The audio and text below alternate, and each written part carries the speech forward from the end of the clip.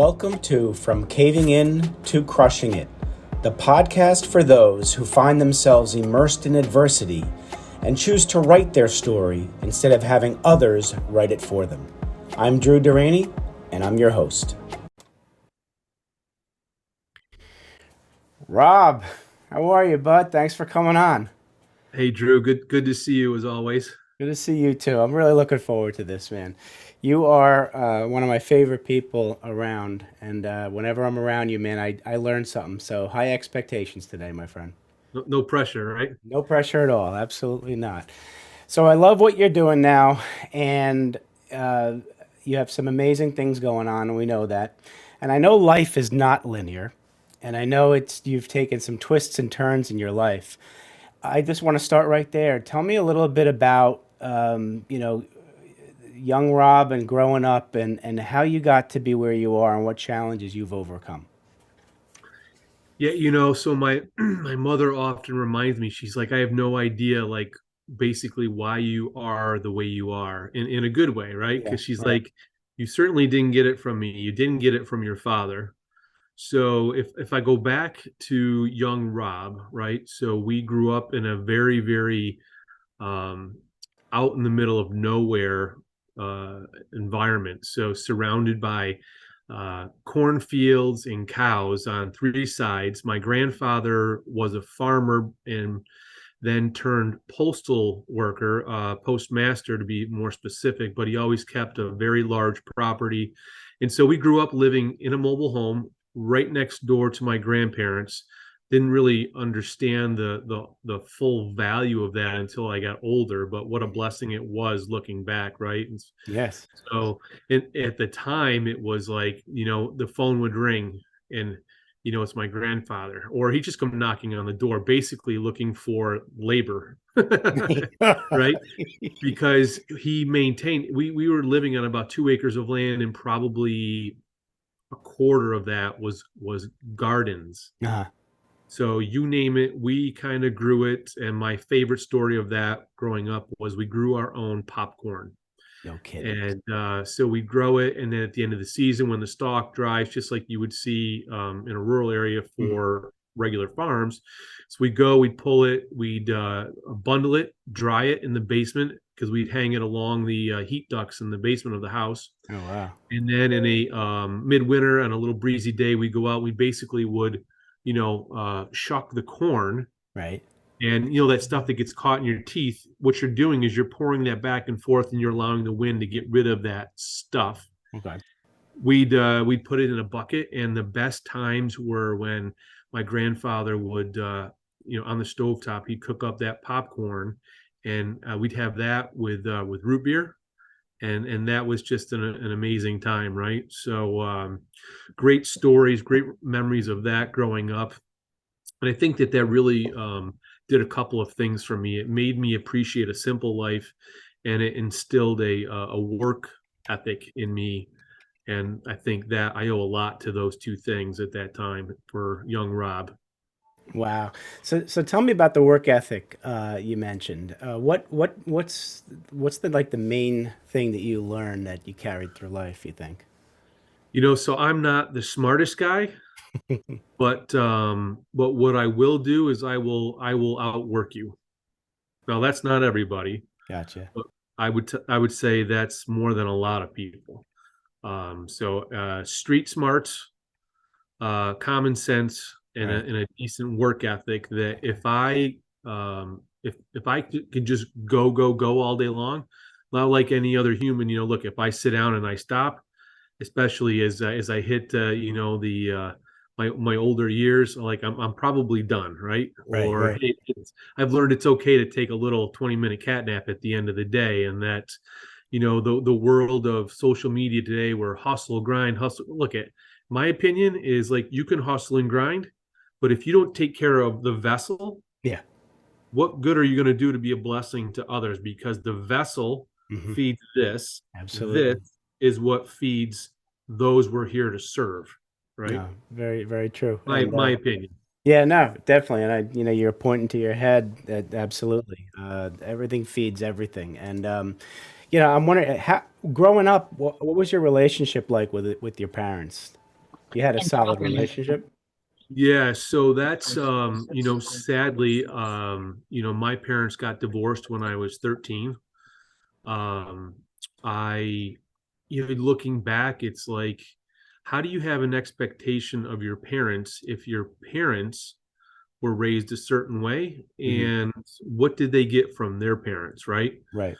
So at 13, and I had a younger brother, 4 years younger than me. Mom had met somebody else. My dad at that time, just his priorities weren't, he wasn't a bad man. Hmm. He just made choices and decisions that weren't really in alignment with the things that my mom wanted at the time. And so Right. um, the downside of life at that time was that um, mom needed somebody to confide in, and sometimes that was me. And so from how and what she confided in me Hmm. um caused me to build a wall up with my dad, Interesting. Okay. right? Yeah. And so I didn't hate the man, but I didn't respect a lot of the things he did and the choices he made, and things of that nature. But what I look at now, going back to that time frame, my dad was never equipped, right? Right. He was never equipped to handle any of that stuff. Hmm. He acted and behaved how his dad acted and behaved, Right. right? We grew up in an era where it was okay to like drink and drive, and like weekends or whatever was like, let's go to the Elks Club and let's have the social drink with our friends. And so that was the normal Right. life, Right. right? I mean, you think nobody would even think about doing that today. Absolutely. Absolutely. Yeah. I uh, mean, you talking about at a young age, we basically learned from other people what our beliefs are, and right. you just gave a perfect example of that. So, with that relationship with dad, did you turn to other men as role models and mentors? Because I know that's really important for boys and men as we go to have a male role model or mentor. I would say it wasn't, so my grandfather played, probably, I didn't seek him, or at least I didn't know about that I Mhm. was seeking him at the time. Yeah. But having him there living on the same property Hmm.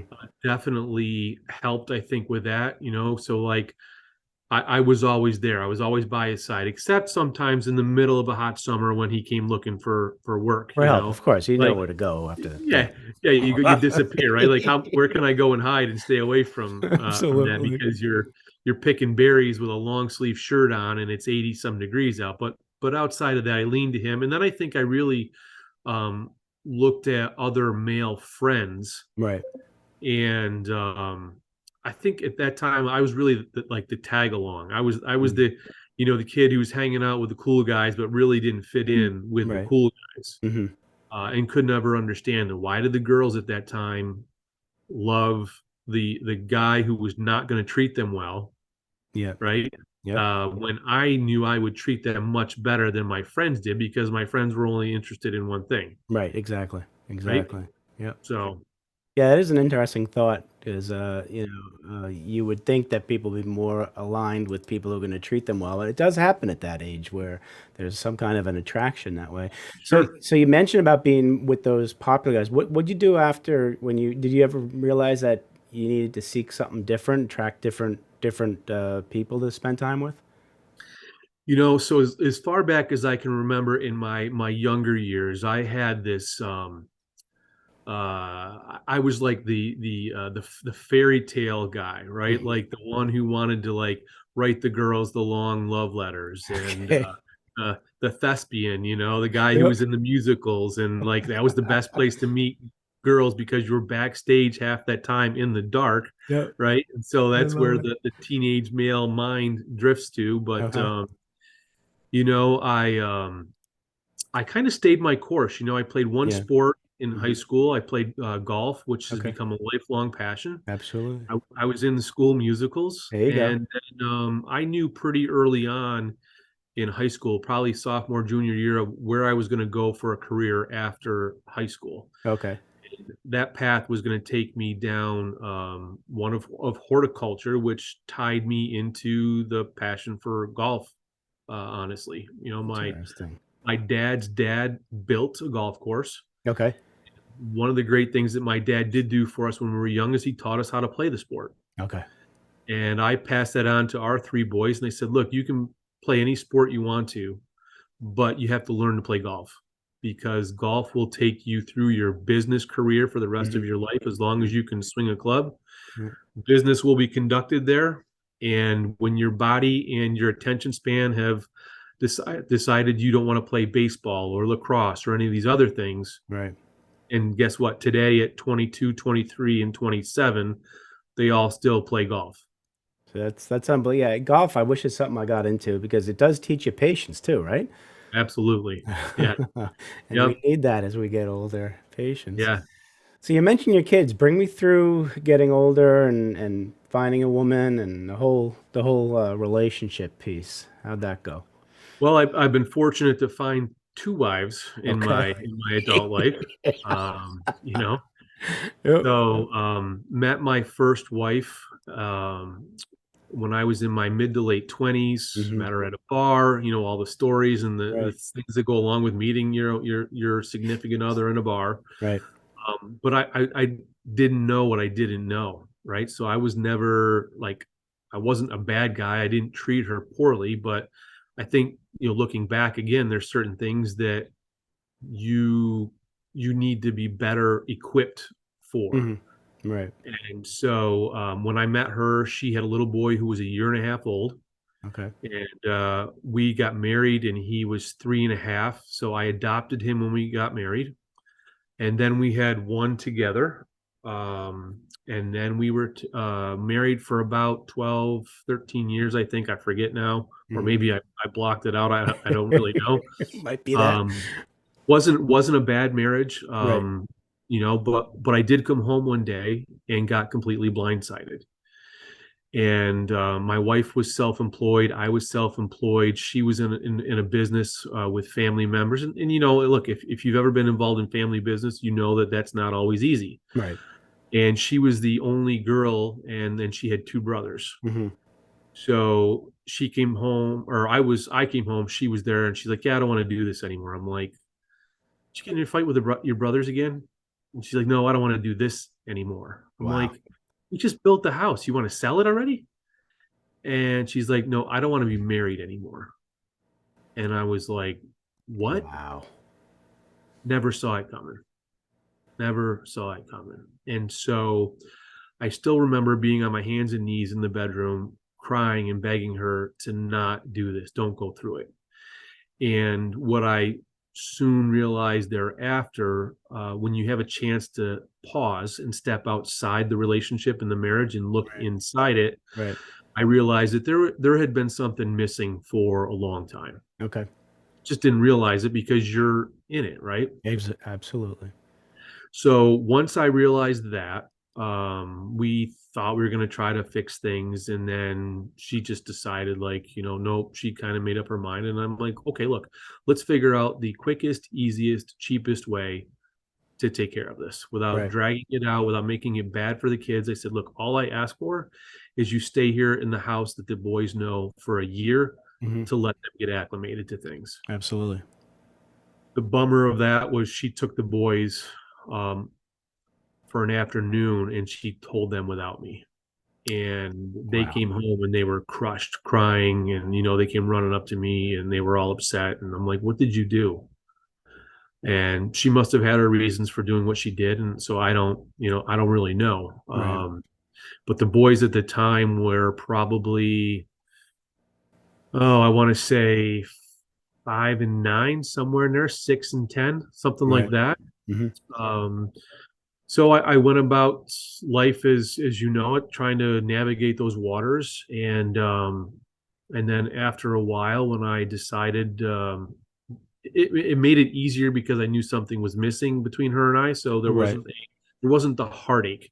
Hmm. The heartache was for the boys and For the making sure kids. that they didn't go through what I went through. Absolutely.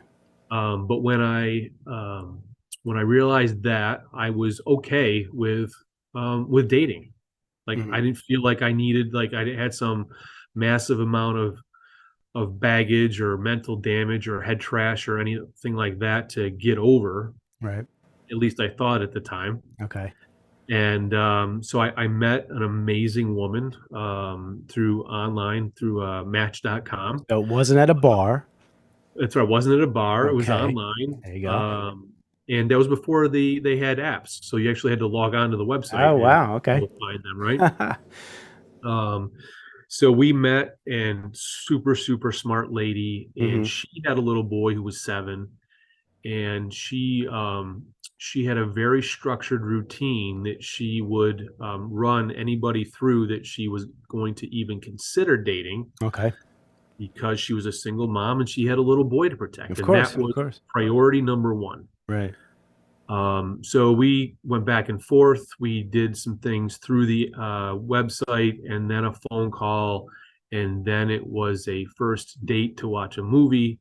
Um, and we we talked on the couch from like 9 till 2:30 in the morning. Hmm.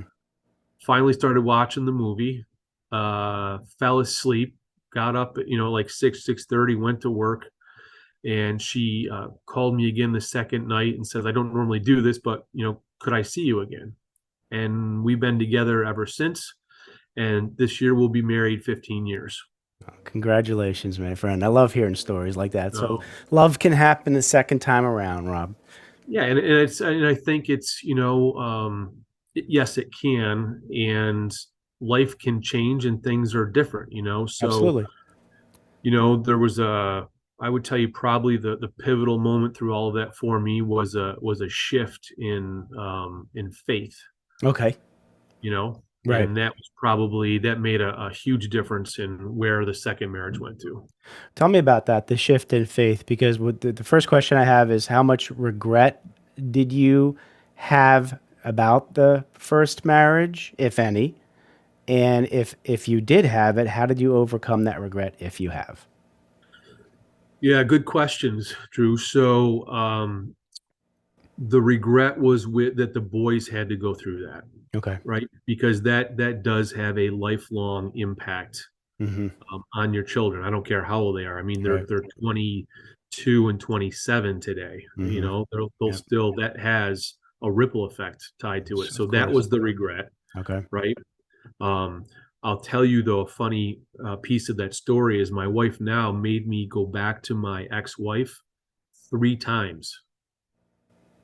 Three Right. times. She's Okay. like, you need to go back and make sure that this is it. This is what you guys both want. She's like, I'm not going to be a homewrecker. I'm not going to be the reason that your kids grow up messed up because of a divorce. Okay. I had to call my ex-wife while I'm, head over heels for this other woman, Yep. and had to have a sit down face to face with her and say, "Are you sure this is what you want? Is there any chance of resolving any of this?" Talk about a tough Oh, that's a conversation tough to have, conversation. Absolutely. you know.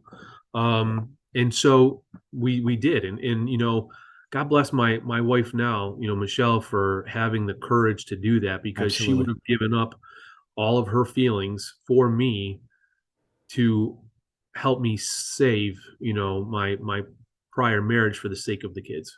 That's unbelievable. That's Yeah, unbelievable. that speaks a ton to her character. Absolutely. Anything about yourself, inward, some introspection or reflection about the Rob of the first marriage that helped you either change a little bit to really be a better husband in the second? Yeah, so faith being the foundation of that. Okay. I had always believed that there was a God, Hmm. but as I say today, I'm like, the big guy and I just didn't talk every day, Right. right? That's Hmm. that's really what it surmounted to. Right. So the relationship became personal. Patience. Hmm. I want to tell you that I've become a much more patient man. I was trying to run and grow a business when my kids were little, and was not always the most patient dad, because I was trying to run a company Right. and build that. And so patience, faith, understanding Hmm. the desire to always get smarter, Right. to seek wisdom, to grow personally. That's been with me my entire life. Okay. And that goes back to the days of like my mom saying, I have no idea like why you are the way you are, because you know where it came from, right? Right. Right. Reading, studying, self-improvement. I was never good in college, didn't even finish college. Okay. But my thirst for growth in all things like leadership and marketing and sales and anything to do with business, I still to this day consume, a ton. Always wanting to be part of something bigger than myself. Right. And the other learning lesson I would say for me, Drew, was I was not blessed is the wrong word. I would say that, and I can't call it a curse either, but I was the guy who had not one chip, but I had a chip on each shoulder. I was well balanced. Yes, very And good. that's where, I believe that God said to me, hey, like, we're going to knock the chip off of both shoulders. Right, right. I'm going to bring you back down to where I want you. And then I'm going to rebuild you my way. Okay. I just had no idea it was going to take all this time. Yeah, You it know? does. It does take time. It does So, take time. yeah, so taking this all in and what you're doing now, tell us a little about what you're doing now and how some of these things you've learned through your challenges and adversity in life have built your business and your foundation in life. Hmm. So long journey. If anybody's familiar that's watching this with how a bamboo seed grows, right? So if you're not, I'll give you the quick version of that. And is that bamboo seeds grow under the soil line for up to 5 years. So I've read. Hmm. But they still need all the nutrients and everything that any other living and growing thing needs.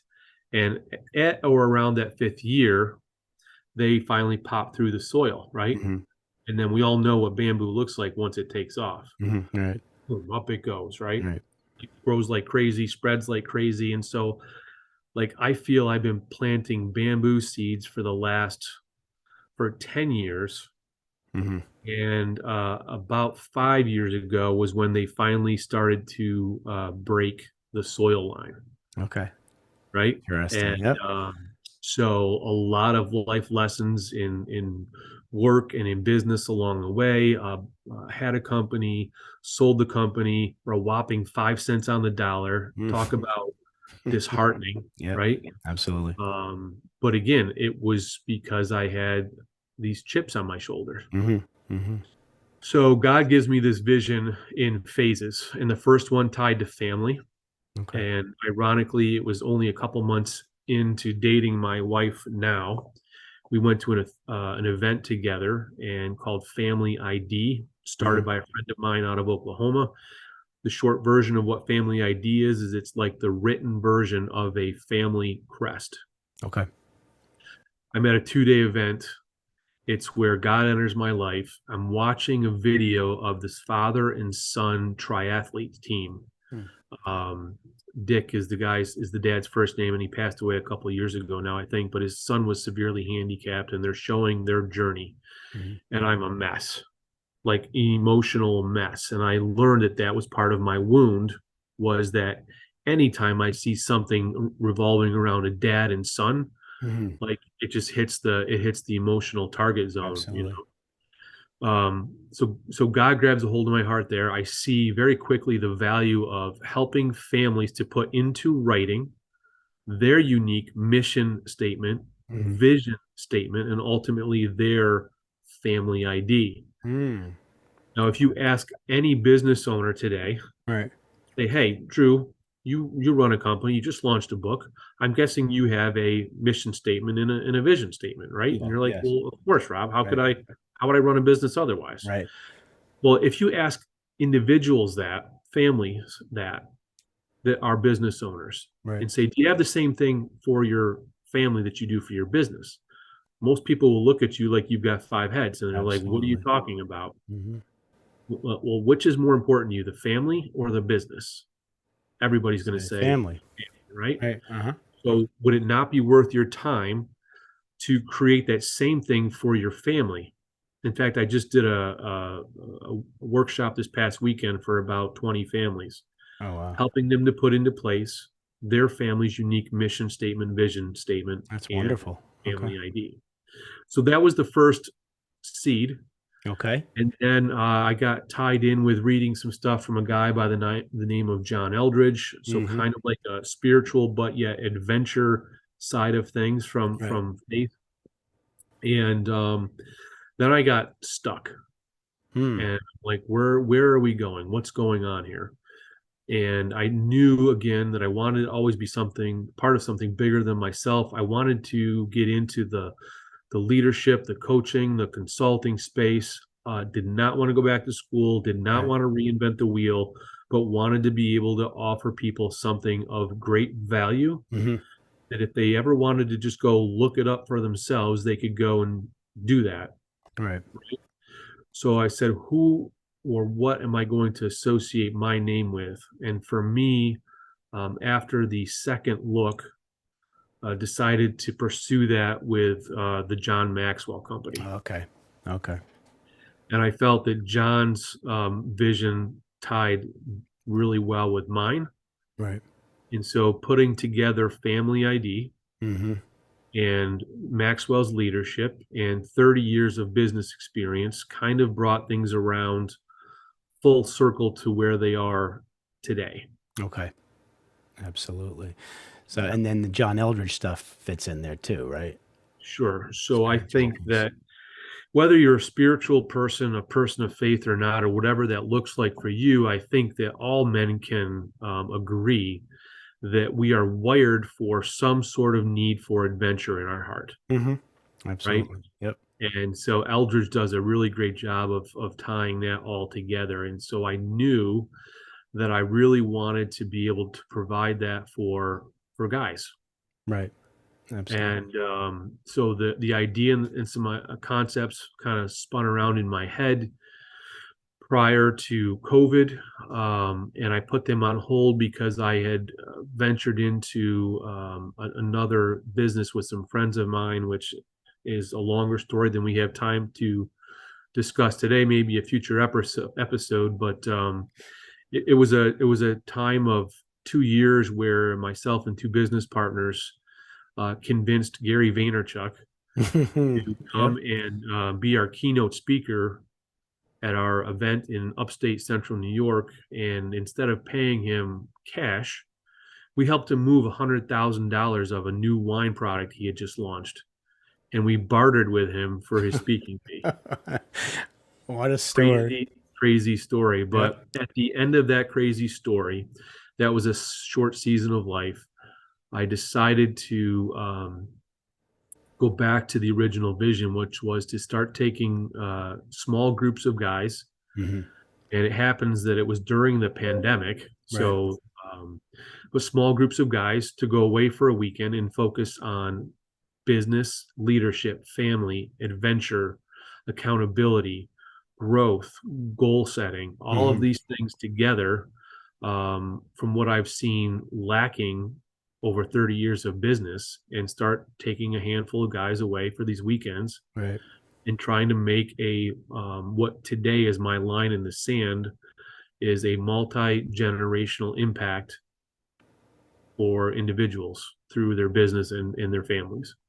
I love that approach, Rob. I mean, I sometimes coin that as trying to build the whole man, right? You're Mhm. encompassing as many aspects of a man's life into Right. one venture. And because nothing, we're not separated. There's no, life tries to compartmentalize us, work, life, and all that kind of stuff. But you really got to integrate every Yeah. aspect of your life to become the whole person you can be.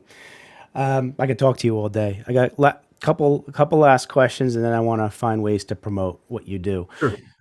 First question is, Rob, you have an opportunity to give advice to young Rob, 7 to 10-year-old young Rob about life. What advice would you give him? Mm. So to definitely at that age of 7 to 10, that's a very challenging age. I think when a little boy is molding into what's next. If myself of that age were willing to listen, Mm-hmm. right? That's that. Yep. I think that's crucial. Yep. Willing to listen Yep. is to be respectful, Okay. Be respectful, work hard, and stay humble. Addressing that chip on your shoulder, huh? Mm. love, Yep. love that, Rob. Okay, now put on your entrepreneur hat. And the Rob now, what kind of advice would you give to young entrepreneur Rob about business? Surround yourself with others who are smarter than you in areas that you are weak, Hmm. and to save as much money as you possibly can and live below your means. I love that. I love that. And you can use your advice to each young Rob interchangeably, and it helps them Hmm. both in the life and in business. That's fantastic. All right. So I'm sure the listeners want to have more of Rob Shauger. So tell everybody how we can all get in touch with you and what you're up to. So look, I think, the world's full of websites and social media and everything else. Here's how I do it. I'm old school this way. I'm just going to give you my cell number Okay. and we're just going to have a conversation, right? Absolutely. Yep. So it's 315 area code 534 3557. The phone is on 5 a.m. to 10 p.m., 7 days a week. You're Hmm. never bothering me. If you've got a problem, if something of what I said here today resonates with you, pick up the phone, call, text, email. If it happens to be outside of those hours, is rob at blueprintleadershipdevelopment.com. Beautiful, beautiful. I do encourage the listeners to reach out to Rob. Rob is a wonderful human being. He gets life and he's willing to share his knowledge. So, Rob, thank you so much for coming on, my friend. I am grateful that you're in my life, and we're going to continue to work together to change the world, my friend.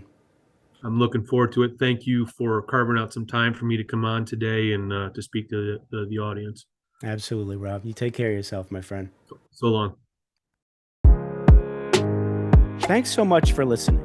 If you enjoyed the episode, please subscribe and give us a review to help others find it. I'd like you to answer this question. Are you living the life you want to live, or are you living the life others want you to live? I'd like you to think about that for a second, because I strongly suggest you live the life you want to live. If you want to learn more about what I stand for and my services and how I'm able to help many men get out of their own way, please go to my website at www.profitcompassion.com. Feel free to also email me at drew@profitcompassion.com. I'd love to have a conversation with you. Take care of yourself and choose to write your own story instead of letting others write it for you.